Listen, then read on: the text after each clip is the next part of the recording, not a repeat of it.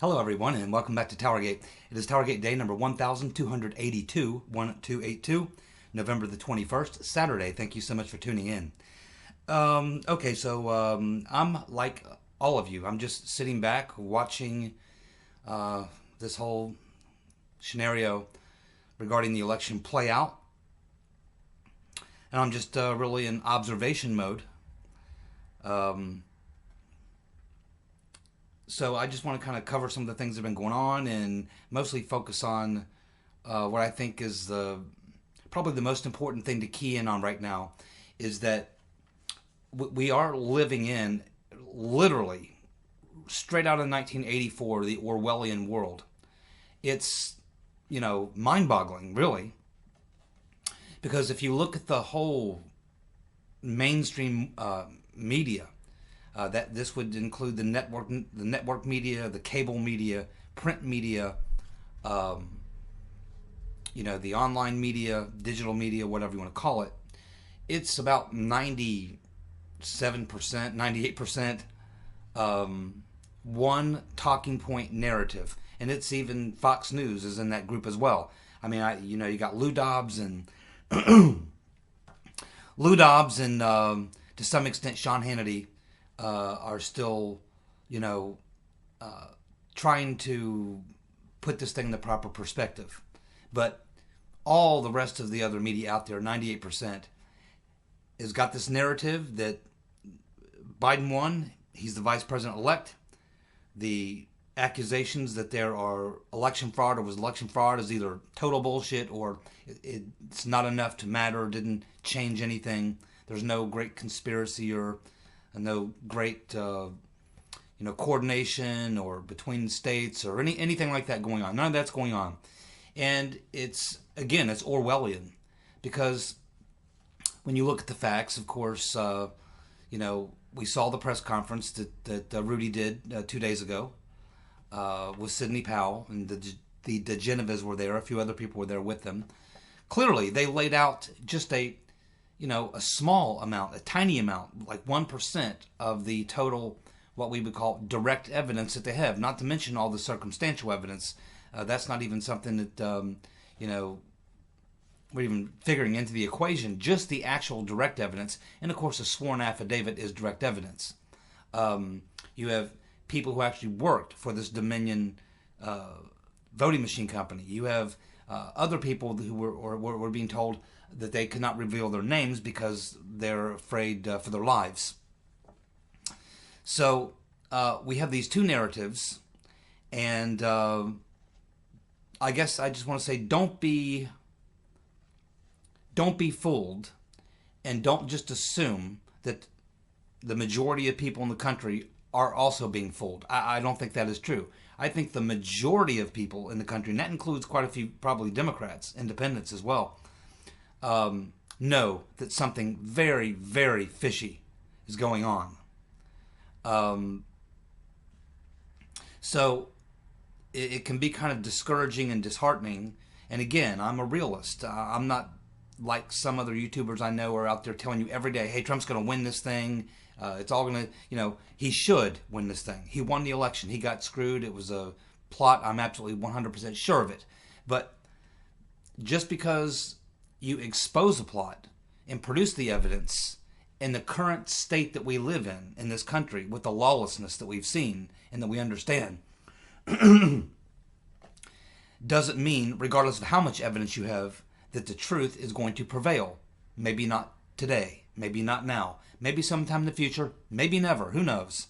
We can't look into I don't have a crystal ball, and neither do you. We have to just take it one day at a time. But don't be discouraged by, what appears to be, and this is exactly what the whole game is. The game is to make you believe that everyone believes that Biden won, this thing's over, and there's no real fraud issues. And if you believe otherwise, you're part of a very small group of very crazy people. This is what this whole media narrative is designed to do. And it's also designed to demoralize you and beat you down. The fact is the Democrats got their ass kicked in that election.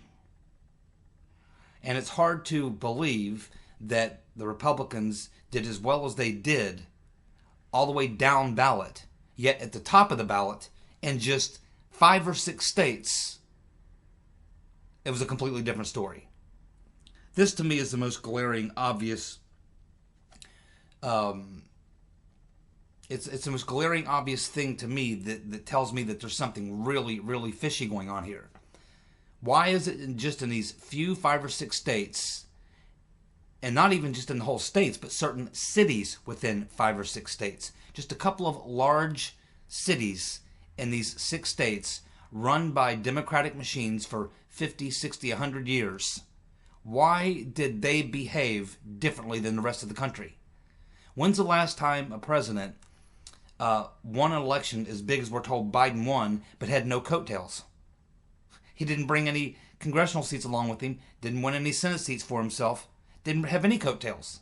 Yet here's Trump, gets 9 million votes more than he got last time in 2016, gets almost 5% victory in Florida, and that's what the rest of the country should look like. But in just about 5, 6, maybe 7 states, it's a completely different, outcome. That does not add up. It looks fishy. But that's just what it looks like. But the fact of the matter is, the media is lying. In the press conference, Giuliani and Sidney Powell did offer up some direct evidence. Now, they're still building their case. They're still collecting evidence. And I know a lot of people are impatient. I'm impatient. But, the election was just a little over 2 weeks ago. And, at first they were shell-shocked like everyone else, but, it took time to get all the attorneys together and get things together. And according to Sidney Powell, they literally have, it's not just in the hundreds now, it's in the thousands of people who are coming forward every day. They cannot process all the people coming forward who want to sign affidavits. They already have hundreds and hundreds, but now it's thousands and thousands. Sidney Powell described it a week ago as like coming out of a fire hose. Now she says it's like a tsunami.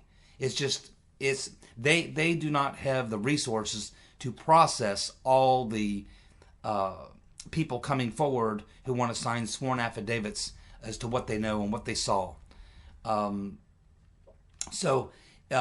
Obviously, timing is an issue. A lot of people are concerned. I'm concerned because next week you are going to have, we've already had some, but you're going to start having quite a few of these important states are going to be certifying their elections next week. We have various things going on in Michigan, which are kind of making that weird. We have some things going on in Wisconsin. Georgia, they just finished a recount, but that's going to be challenged as well. That wasn't done correctly. So everything is really totally in flux right now. But the thing to keep in mind is that 2 things. Number one, the legal team, Trump's legal team, is still collecting and trying to process all the evidence they have. At the same time, they're trying to put together the cases that they're going to be taking to federal court and eventually, I assume, the Supreme Court.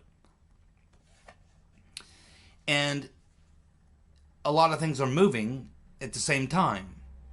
So I think that's probably the most key thing to remember is that they're still in the evidence collection phase. And the second most important thing to remember is that there's a legal strategy here. And they cannot come out and start disclosing hard, direct evidence that they have to the media or to you or to I, even in a press conference or anything else, because it's not a good legal strategy to tell the people who are in your sights what evidence you have against them, what evidence you're going to bring forward, because it gives them opportunity to destroy evidence, create alternative narratives, and come up with a defensive strategy which could sabotage you. I think the primary thing that we see is a lot of delay tactics. So keep those 2 things in mind. There's still evidence collection and processing happening, and we cannot expect Trump's legal team to come out and just tell us all everything they've got. You don't do that when you're building a case. And you have to look at this case. And in a lot of ways, people want to think about it as it's almost like Trump's team are acting almost like as defense attorneys, as defending themselves. But they're really not. They're acting, that's why you have Giuliani and the DeGeneres and Sidney Powell. They're all former prosecutors. They are coming, they're looking at this from an offensive point of view of what was done to them and to the president and to the people who voted for Trump and to the country as a whole if you care about free elections. So keep that in mind. Evidence collection and processing is still happening, and they cannot disclose everything they have right now because it's not a wise thing to do. So keep those two things in mind as you're getting impatient and restless. Now, I just watched an interview with Sidney Powell, and we heard the same thing by Giuliani. We heard the same thing from Joe DeGeneva. Said the same thing, is that they expect that toward the end of next week, they do expect to have a pretty good handle on the processing of a lot of this information, although they believe that they'll continue to get more. But they have to get all the information, then they have to put together their case to go to court.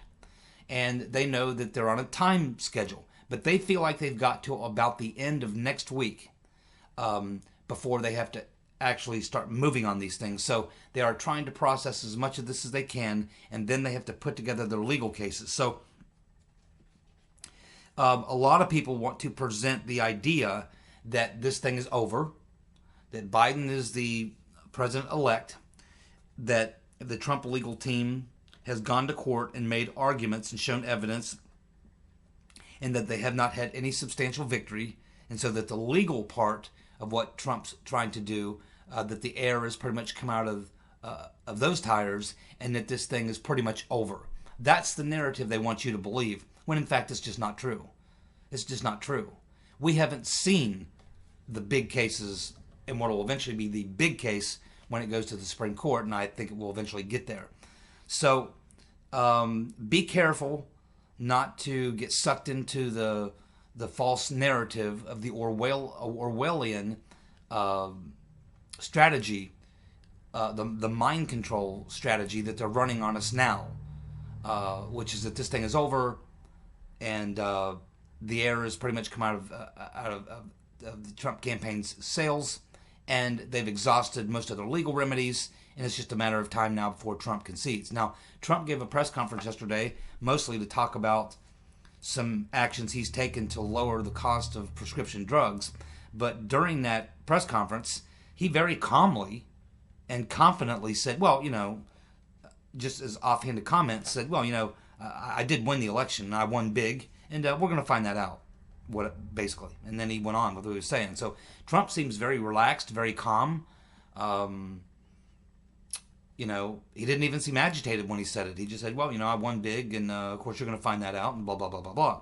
So he's not panicking. He obviously knows a lot more than we do. And I don't think that Sidney Powell would continue to go out and speak so forcefully about what they have and what the implications are for the evidence that they have. Rudy Giuliani continued to say, we got tons of direct evidence. So I think we have to have some confidence in them, because I believe, obviously, they're homies. They're on Trump's team, obviously, and it's part of their job to do that. But I think I think they would level with us. I really do. I think Sidney Powell, Rudy would say, hey, man, we're collecting evidence, we're going to go, but, we don't know. It's hard to prove this stuff. It's hard to make this case. We're going to fight the best we can, but it's uphill, whatever. That's not what we're getting out of Trump's legal team. They're emphatic about the fact that they have overwhelming evidence, direct evidence, including circumstantial evidence. They have a lot of other things going on, and they are supremely confident that when all the facts come to light, that it will be obvious what happened, and that Trump will be named the winner of the election, one way or another. Now, I don't know that they're going to disclose the president's legal strategy and political strategy.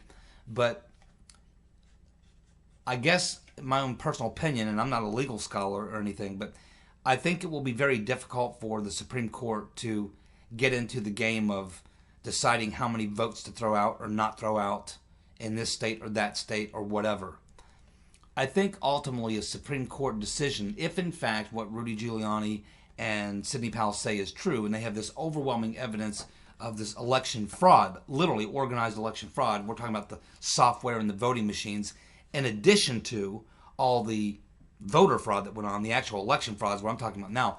That if they can make an overwhelming case for that, and they believe they can, I don't see the Supreme Court saying, okay, well, we're going to throw out 500,000 votes here and 300,000 votes there and 150,000. I don't really see that kind of parsing going on. I think what the Supreme Court would do is if they concluded the majority, and I think it would be probably a 5-4 decision, if the majority decision is that yes, we agree with the arguments being made that there was wide-scale election fraud and voter fraud, and that all these things happened, and it's really unclear as to exactly what the actual outcome was. I think it's very possible that, and I think that this is possibly what the Trump campaign is certainly one of the avenues that they're banking on that may happen, is that the Supreme Court may just invalidate 4, 5, 6 of these states. The Supreme Court may say, look, there's just so much here, overwhelming evidence of election fraud, voter fraud, irregularities, all sorts of things. We can't go back and have a revote. We can't sit here and try to parse out how many votes should be thrown out because we don't even know, because now they've separated the envelopes from the ballots. We can't account for exactly how many ballots came in at what time, who processed what, who did what where, in what state. I think it would be like trying to untangle the ultimate Gordian knot. I mean, I don't think the Supreme Court can get into parsing out what votes stay and what votes get thrown out, and they're not going to rule, okay, well, Trump wins this state, Biden wins this. I don't think they're going to go that road. I think what's more likely is that the Supreme Court would look at it and go, okay, there's just so much going on here. Pennsylvania, Michigan, Wisconsin, Arizona, maybe Georgia. We think that the only remedy that we can offer is the Supreme Court without getting into things that we can't even untangle. The only option we have is to simply invalidate these states, their electoral votes. Invalidate them. That could be Michigan, Pennsylvania, possibly Georgia, Arizona, maybe Nevada, possibly Virginia is now in play. New Mexico is another one that's being mentioned. It's possible that the Supreme Court could just invalidate about 5 or 6 of these states and just say, okay, these 5, 6 states, it just got botched so bad that it can't be recovered. It can't be untangled. It can't be fixed. It can't be resolved. At which point they just would say, these states just are not in the game this year. And it does disenfranchise a lot of people, of course, but no matter what decision they take, you're going to disenfranchise people. So I think invalidation of 2, 3, 4, maybe 5 states is a likely outcome if the president's legal team is able to make a strong enough case to the Supreme Court that there was widespread coordinated election fraud and voter fraud. So what that would do is that would mean that neither candidate would get 270. And this would be a decision that the Supreme Court would like to take. They would much rather take this route than take the route of deciding which guy wins which states, which votes get thrown out, which ones don't. Because that makes it look like they're deciding the election.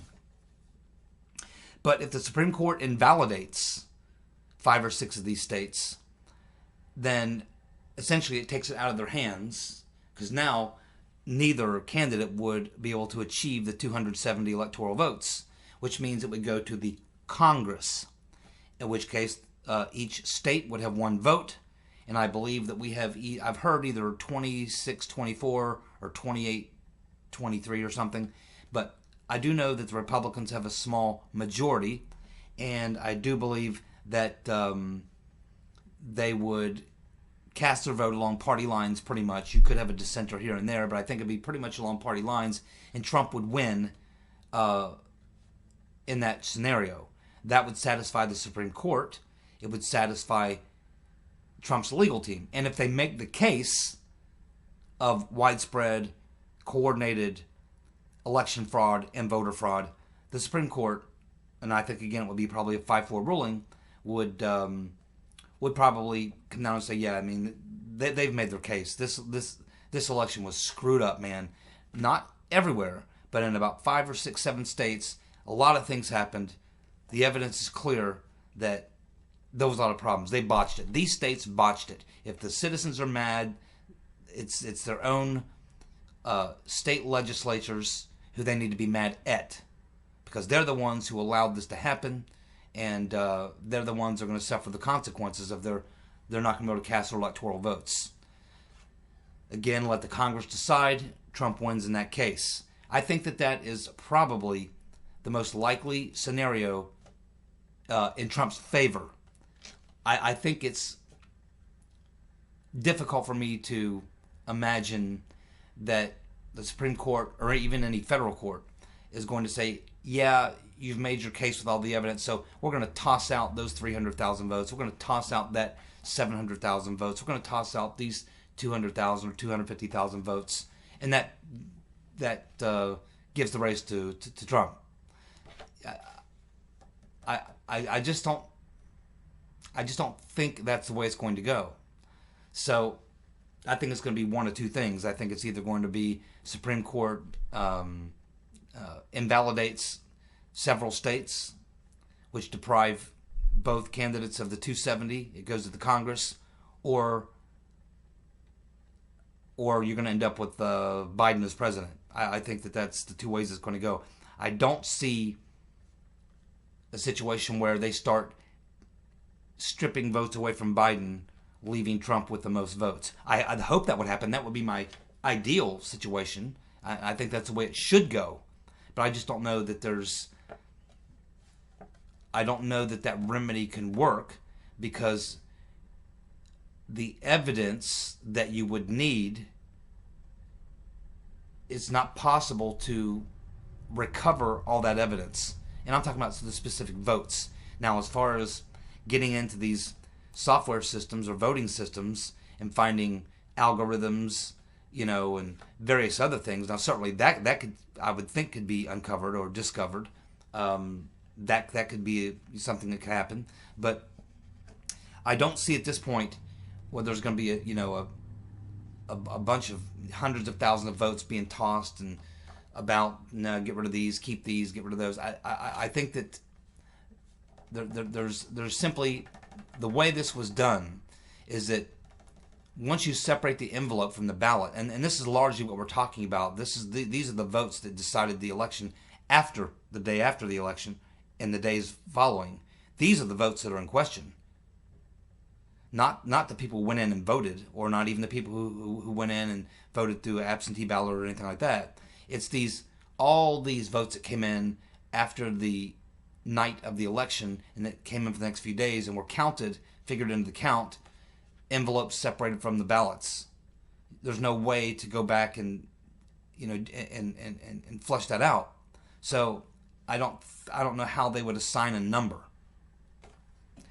Unless the Supreme Court just comes out with a flat-out blanket statement, says, okay, any vote that came in after the polls closed on election night gets thrown out. That is a possibility. That is a possibility. I think that's a long shot possibility.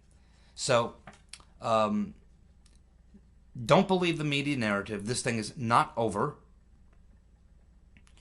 If Sidney Powell and Rudy Giuliani and Sekulow and other people on Trump's team are giving us the straight, truth, and they can prove what they say they can prove, Trump will end up winning the election. If they can prove what they say they can prove. And I think we have to give them the benefit of the doubt. I don't think Sidney Powell, specifically Sidney Powell, she's a realist. I mean, if you watch her through the Flynn case, she doesn't come out in the Flynn case and blow a bunch of sunshine up our ass. She's very straight about what the situation has been with Flynn and her frustrations with it, and her, you know, a lot of times not really knowing where it's going to go or just waiting to see what happens next. If she knows how to respond, she's been a straight shooter throughout. So when you see her working on the Trump team, I think she's still a straight shooter.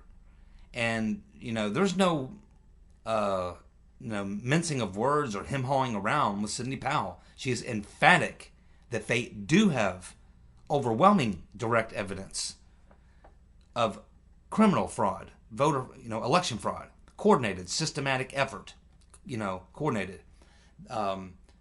which is different than voter fraud. So I think that we have to give Trump's legal team the benefit of the doubt. We have to exercise just a little more patience, but I know that they know that they have a window, and by the end of this week, and even Sidney Powell said, hey, we know by the end of this coming week, at some point we have to take what we've got and build our case. But she goes, right now we're so busy taking depositions, getting sworn statements, that we're not just getting hundreds of people, we're getting thousands of people. So they're going to have overwhelming amounts of personal testimony, sworn statements from people who witnessed full-scale election fraud. By then, they will have the data that they're waiting for analyzed on this software and on the machines. They've got some other key witnesses who have inside information about that. So I think that there's a lot of reason why we should, I'm not saying that, to put on your blinders and just say, well, Trump's going to win. I just know he's going to win. I just know it's going to be divine guidance. God's going to intervene or something.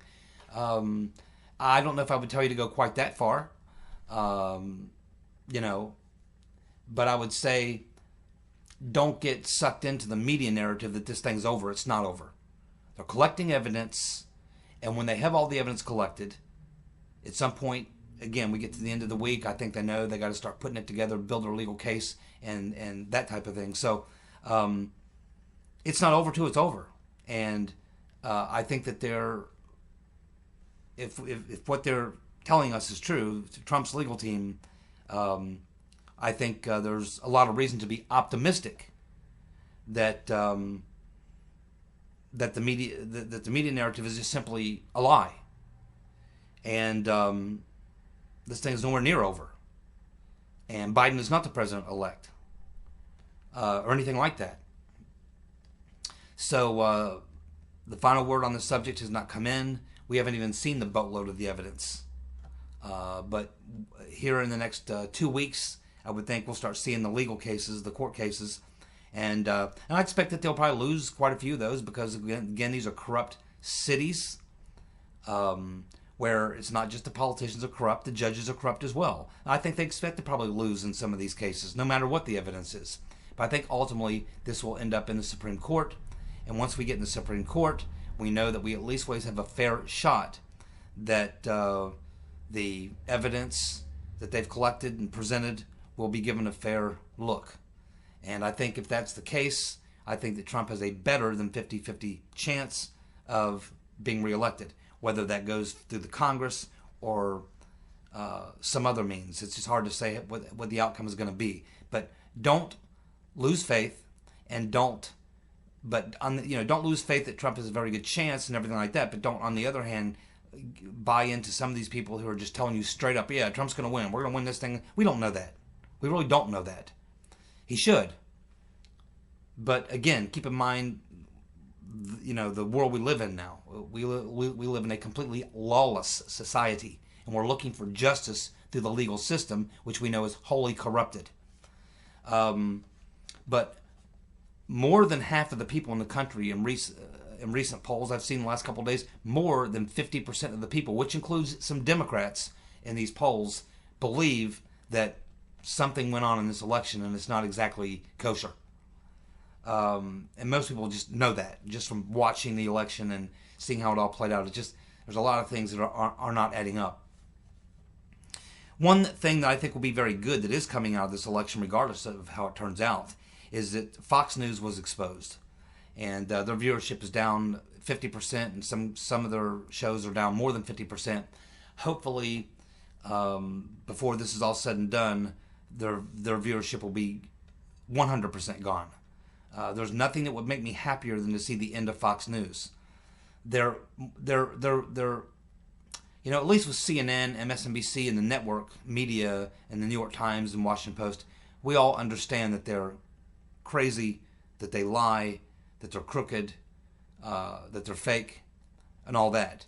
Fox is much more dangerous because they pretend to be, on the team. They're not. And so I've known this for a long time. Many of you have. So it's actually good to see them exposed. And nothing would make me happier, because it would be nice if there was no Fox News. It would allow Newsmax, One American News to take all those millions of viewers from Fox. It might even open up the opportunity for some other media people, maybe someone associated with the Trump family, could put together some investors and start a new conservative network. It opens up a lot of opportunities. Fox News is and has been the fox in the henhouse for a very long time. The fox in the henhouse. So I'm very happy to see that, and I hope it continues. I'll be enjoying watching their numbers drop. I encourage you, do not watch any Fox News. If you want to watch a particular program from Fox News, like I like Lou Dobbs. It's about the only one I really watch. Maybe a little bit of Hannity, but not for Hannity. I'll skip through Hannity, his monologue, and first half of the show, which is him yapping, and I'll just watch his guests and skip him and just listen to his guest. That's how I watch Hannity. Lou Dobbs is the only one that's worth the shit over there on Fox right now anyway. I like Greg Gutfeld, and I like Jesse Waters. And I think that Jesse and Gutfeld are good guys too, so, watch them. But I don't watch them through a cable network or whatever. I don't even have a cable package. If you do have a cable package and Fox News is part of it and you don't want to give up that cable package, contact your cable provider and let them know. Hey, I really want to cancel you guys because you carry Fox and you don't carry Newsmax or OAN or some other network.